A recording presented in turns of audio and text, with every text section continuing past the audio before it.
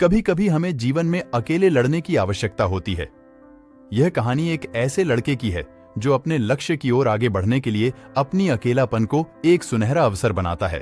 एक समय की बात है, एक छोटे से गांव में एक लड़का रहता था। वह बहुत सपने देखता था और अपने लक्ष्यों की प्राप्ति के लिए प्रयास करने का निरंतर जुनून रखता था। परंतु उसके पास न कोई साथी था, न कोई गाइड करने वाला। उसके परिवार में भी उसकी सपनों को समझने वाला कोई नहीं था। इसलिए उसे लगता था कि वह अकेलेपन की जंजीरों में बंद है और उसके सपने अधूरे रहेंगे। फिर भी उसने निरंतर मेहनत की और अपनी आत्मविश्वास की आवाज को बुलंद किया। उसकी इच्छा शक्ति और संघर्ष ने उसे सही दिशा में आगे बढ़ाने की शक्ति दी।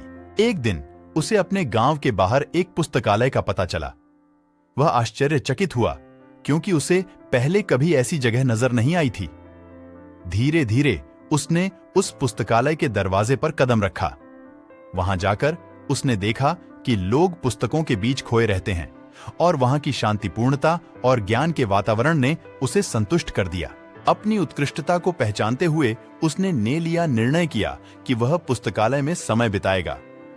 धीरे धीरे वह पुस्तकालय की विभिन्न किताबों को पढ़ने लगा और नई दुनिया की खोज में निकल पड़ा। दिनों बिताने के साथ साथ उसका ज्ञान बढ़ता गया और वह अच्छे लेखकों और दर्शकों के साथ रिश्ते बनाने लगा। इसी के साथ उसने लिखने का भी मन बना लिया। उसने कई लेख लिखे, जिसमें से उसका एक लेख प्रकाशित हुआ और उसे अवसर मिला अपने लेखकीय कौशल को दुनिया के सामने प्रदर्शित। वह लड़का जिसने कभी अकेलापन को एक रुकावट समझा था, अब एक प्रेरणादायक उदाहरण बन गया। लोग उसे मान्यता देने लगे और वह लड़का अपने लक्ष्यों की ओर अग्रसर होने में सफल हुआ।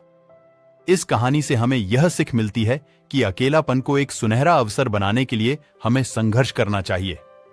हमारी संयमितता, समर्पण और मेहनत हमें अपने लक्ष्यों की प्राप्ति की ओर